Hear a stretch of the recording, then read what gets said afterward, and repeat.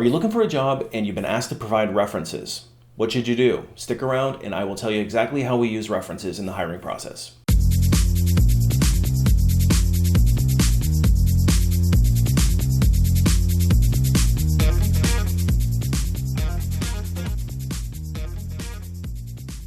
Hey everybody, it's Brian from A Life After Layoff, and today I want to talk to you about reference checks.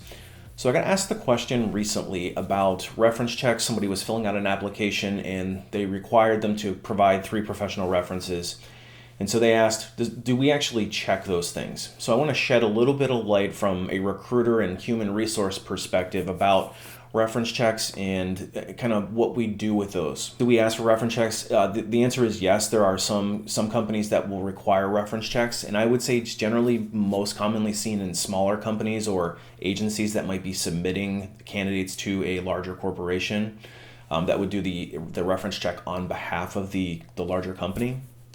So they probably will follow through with those references. So there is a scenario where you might actually have to provide good references that we're actually going to follow through on. And so generally what they'll do is they'll call up your reference, they'll go through a series of questions with them. Usually it's related to the job, it's related to your work ethic, and then your attendance, maybe if it's more of an hourly type of position, if there's any concerns that you might have that we should be aware of, maybe what some of your strengths and weaknesses are. And then we usually ask the question, are they eligible for rehire? Usually a standard form. I would get like anywhere from maybe I'd have like 3 to 5 questions. To be perfectly honest with you, I probably would only get, when I would try to do references, it would be sometimes difficult to track down the references and actually get them to return my call. So sometimes it would kind of delay the hiring process. So if you are asked for references, just try to make sure that you are giving ones that know that they're coming, so that they return my call quickly, so we can get you through the hiring process quicker. When you look at a larger company though, and I shouldn't say all large companies, there are some small and medium-sized companies that also have the same policy, but a lot of companies are reluctant these days to provide any level of references, just because it opens up this concept of liability. So if I say I was your previous boss and you gave me as a reference, I called your previous boss and said, hey, how was this person? Would you hire them again? Were they a good worker in your department? And they said, no, this person was terrible. I wouldn't hire them. They would not be somebody that I'd recommend. You actually then, now that person has opened themselves up to liability of slander, essentially. And I don't know what the correct legal term that you could use to go to a court, but they open themselves up to that liability of, you said something that blocked me from getting a position, and now I'm kind of blacklisted, so to speak.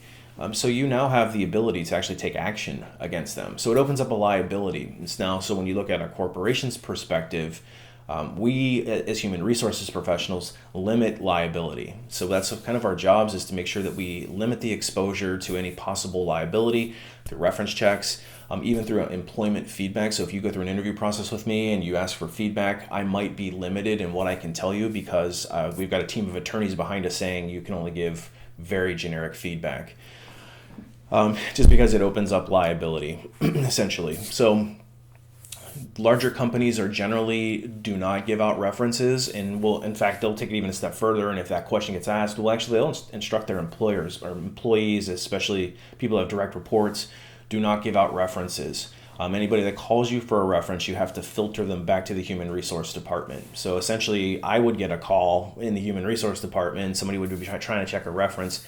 And in most corporations that I've worked at were large, we would only give essentially name, rank, and serial number. So I would only give out their name, the date of employment, and then their job title, and that's it.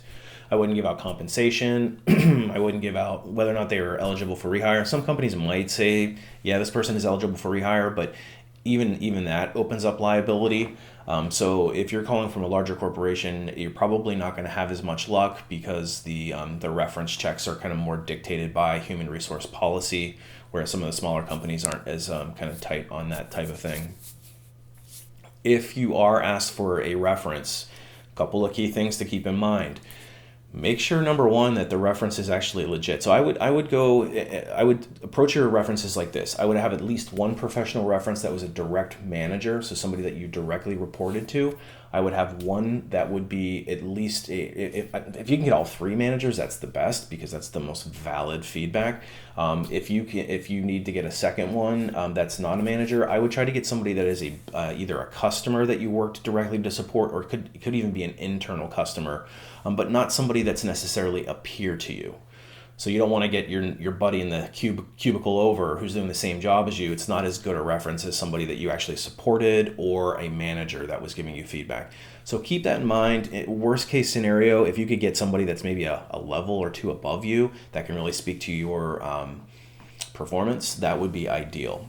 The second thing is making sure that when you give out references, make sure that you're actually going to get a good reference from the person, because I've actually called people before to check references, and the person has told me, I wouldn't hire this person if I was you, at least not for the role, maybe for a lower level role. And so you walk away going like, man, they gave me a reference that didn't even recommend them. So you gotta be, and then from an employer's perspective, now I gotta be real careful about how I handle that. Like, okay, do I not hire you now because your previous boss said that they wouldn't work with you again? So it becomes a slippery slope. But make sure that if you're going to give a reference, that they actually would give you a good reference. If you're not sure they would give you a good reference, I would not include them as a reference. I mean, you should know who you've got good working relationships with. So, I mean, it's worth spending a few minutes to really think about that. So that's the second thing. And then the third thing is I would make sure that you call or get permission from the person you're asking a reference from first before you list them as a reference. And go even a step further and tell them, like, hey, I'm in the middle of interviewing. They're asking for references. If they call you, would you be willing to take that call? And in most cases, if you've got a good reference and they know that you're looking for a job, most people are not gonna not help you out. So I would at least let them know, though, because I have had times where I've called references that didn't know that I was going to be calling, and they look at me as somebody that's spam, and it'll sit in their inbox for a week, and then finally I'll call them again, and then they'll call back and say, oh, I thought you were just some telemarketer or somebody that was like a spam call. So it slows down the hiring process. It slows down you getting onboarded if that is a required step. So if you are asked for references, take it seriously. But in general, most major employers are not checking references, so I wouldn't worry a whole lot about it. Usually when you get to the reference check, it's kind of just a final check off.